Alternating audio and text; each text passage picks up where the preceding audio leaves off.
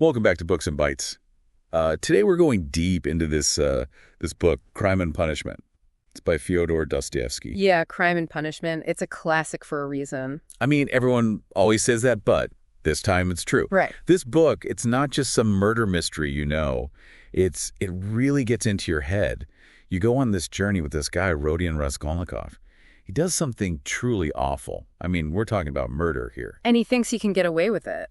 Well, yeah, and not even just that. He thinks he's right to do it. Right. Like he's above, regular morality. Like he can decide who lives and dies. Dostoevsky really nails it with the setting. 19th century St. Petersburg. It's a city full of poverty and this, crushing despair. That's where we find Raskolnikov, right? Mm-hmm. He's a former student. Exactly. And he's trapped in this cycle of poverty, just barely getting by. But it's not just about being poor, right?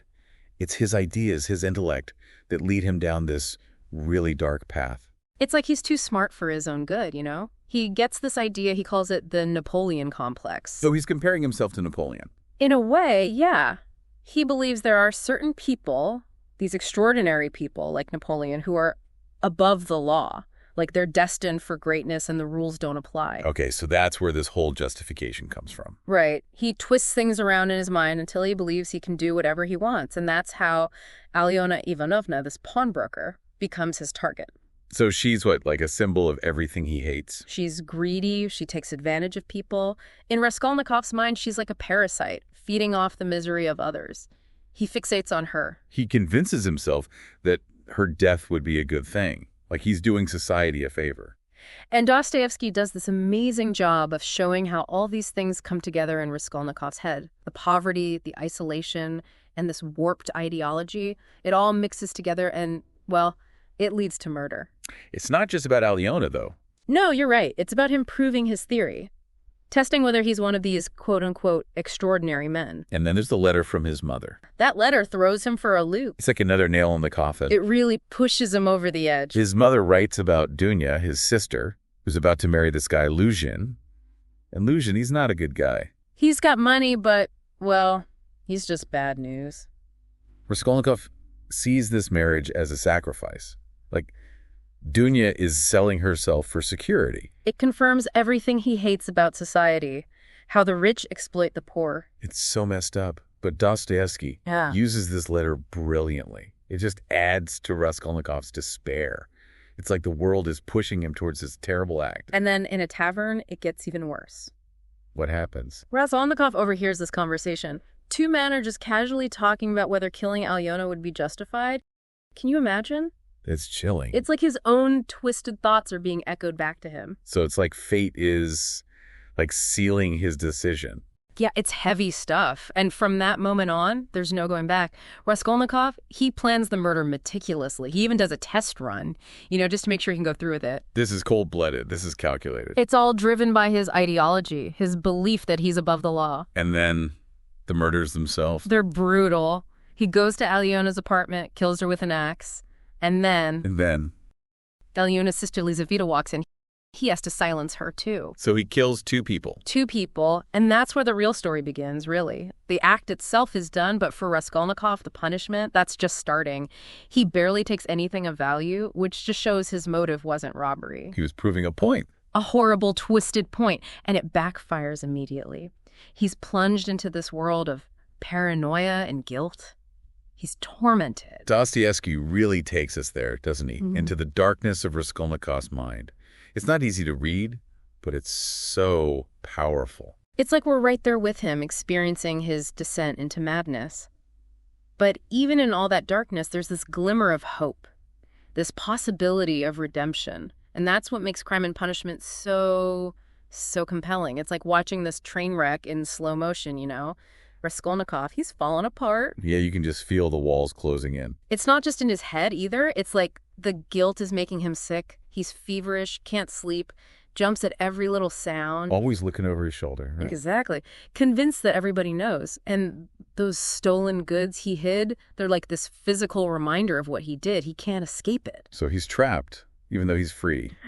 But wait, there's Razumikin. Oh, yeah, Razumikin, such a good guy. He's Raskolnikov's friend, truly cares about him, He tries to help. He does. He really does. But Raskolnikov, he pushes him away. He just can't handle any kind of human connection, you know? The guilt is eating him alive. Like he wants to suffer alone. Yeah, it's pretty tragic. And then this summons from the police, it's not even about the murders, but it almost breaks him. It's like he's on the verge of a total meltdown. Right, and that's when we meet Porfiry Petrovich. He's the one investigating the murders. Oh, Porfiry, he's something else. He's not your typical detective. Yeah, more like a mind reader, you know, a psychologist. He sees right through Raskolnikov. He knows something's off, but instead of just accusing him, he plays this game with him. It's psychological torture. It is. Porfiry drops these little hints, watches Raskolnikov squirm. He's waiting for him to crack under pressure. Dostoevsky's such a master at building suspense. Oh, totally. And while all this is going on, we have another character coming into the picture, Luzhin. Dunya's fiancé, right. One and only. And he is everything Raskolnikov hates about the world. So basically he's the worst. Pretty much. He's all about money and status, wants to control Dunya, use her to climb the social ladder. It's like oil and water when those two are in the same room. You can just feel the tension. Their values are completely opposite. And then, we have Marmeladov. Well, he's a sad case. A drunk, but also just a victim of circumstance. He represents the poverty, the despair that's everywhere in St. Petersburg. He's kind of a lost soul. Exactly. And then something awful happens. He gets run over by a carriage. Dies right there in the street. Oh man, that's rough. It is. But his death introduces us to his daughter, Sonia. The Sonia, right. And her story's heartbreaking. She's forced into prostitution to support her family. It's just awful. It shows how desperate things are for some people. But here's the thing about Sonia. She still has faith.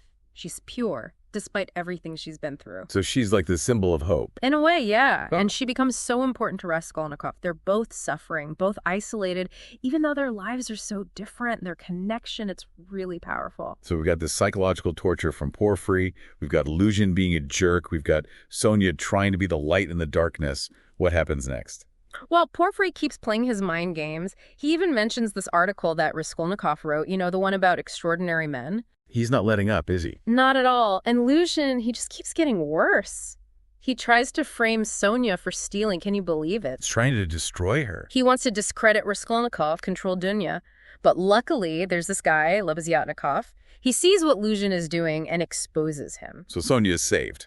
She is. It's a small victory, but it matters.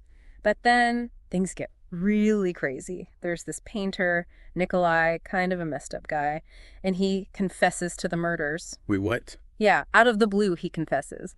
And now Raskolnikov has to make a choice. Wow, that's a huge decision. He can let this innocent man take the fall for him, or he can confess and face the consequences. What would you do? I don't know. That's a tough one. It is. And Raskolnikov is torn apart. He doesn't know what to do. So he goes to Sonia. She's the only one he can talk to. And he confesses everything to her. So he finally tells someone the truth. He breaks down. He's so full of guilt, so desperate for forgiveness. And Sonia, she listens. She doesn't judge him. She urges him to confess, to accept his punishment. She thinks that's the only way he can find peace. Exactly. And this confession, it changes everything. It's a turning point. Raskolnikov is finally facing what he's done. But then, just when you think things can't get any more complicated, we meet this new character, Svidrigailov. Svidrigailov, who is he? Well, he's connected to Dunya somehow, and he's a bad guy, like seriously messed up. Yeah, great. Another one. And he knows Raskolnikov's secret. It's really creepy, the way he just appears like a ghost from the past. So what does he want? That's the question, isn't it? It's all coming to a head, Raskolnikov, he's got Svidrigailov hanging over him, Sonia pushing him to confess, Porfiry closing in. He can't escape it anymore. No, he can't. And then there's Svidrigailov. He ends up killing himself. It's like this dark mirror, showing Raskolnikov what could happen to him if he doesn't change. Like a warning sign. Yeah, exactly. And then Porfiry, he confronts Raskolnikov, lays it all out, tells him he knows he's the murderer. So the game is over. It is. But Porfiry, he does something unexpected. He gives Raskolnikov a choice. He can confess and maybe get a lighter sentence. So there's still a chance for him to do the right thing. There is. And it's a huge decision for Raskolnikov. He's been running from the truth for so long. But everything has been leading up to this moment. So what does he do? He confesses, he turns himself in, gives up his freedom. Wow. So he chooses punishment over freedom. He chooses truth. He chooses to face what he's done. He gets sentenced to 8 years of hard labor in Siberia. 8 years, that's a long time. It is, but it's also a chance for him to redeem himself. And here's the thing, Sonia goes with him. She follows him to Siberia. She's incredible. She's amazing. She gives up everything to be with him, to support him. She believes in him, even when he doesn't believe in himself. That's true love right there. It is. It's a beautiful, powerful thing. But even with Sonia by his side, it's not easy for Raskolnikov. At first, he's still so lost, so detached. He's still got a long way to go. Oh, yeah, he does. But Siberia, it changes him. The harsh conditions, the isolation, the constant reminder of what he did, it forces him to face himself. He can't hide from his guilt anymore. No, not anymore. And slowly, through his suffering, through Sonia's love, he starts to understand. He sees the depth of his crime. He lets go of that extraordinary man theory. He finally realizes he was wrong. He was. It's a long, painful process, but it's also a kind of rebirth, you know? He accepts his guilt, not just legally, but morally.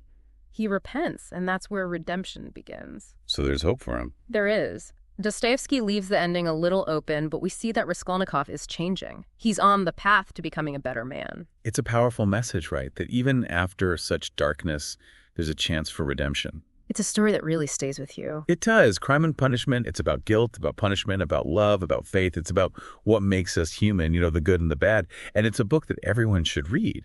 So if you haven't read it yet, do yourself a favor and pick up a copy. We've got a link in the description. And be sure to subscribe to Books and Bytes for more deep dives into amazing books like this one. Thanks for listening.